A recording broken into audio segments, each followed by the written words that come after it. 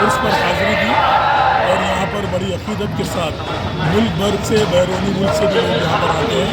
अल्हम्दुलिल्लाह हमने भी दरगाह में आकर गिलाफ़ मुबारक को पेश किया और चादर गुल पेश की और अल्लाह रब्बुल इज़्ज़त से दुआ की कि अल्लाह इस अल्लाह के नबी के सच्चे में इस बुज़ुर्ग के साए में अल्लाह ताला मुल्क से तमाम बीमारियों का खात्मा कर दे और जुमला बीमारों को अल्लाह सेहत दे और मुल्क को तरक्की दे।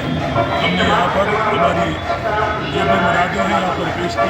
इंशाअल्लाह हम यहाँ के मुत्तक़ी है क्योंकि यहीं से ही अल्लाह ने जो भी लोग यहाँ पर हाजिर होते हैं अल्लाह उनकी मुरादों को पूरी करता है। हमारा ये अक़ीदा है, इंशाअल्लाह हम आगे भी आते रहेंगे क्योंकि हमने तेलंगाना तहरीक को भी यहाँ से ही आगाज़ किया था। अल्लाह ने आज अलहदा रियासत क़ायम कर दी। इंशाअल्लाह ये बुज़ुर्ग की बड़ी ख़ासियत है कि यहाँ पर जो भी इनके दर पर आता है वो अपनी मुरादों को पा लेता है। इंशाअल्लाह हमारी भी मुरादें भी हमने भी रखी है। अल्लाह ने इसके हबीब के सदक़े में इस बुज़ुर्ग के साए में पूरी की है।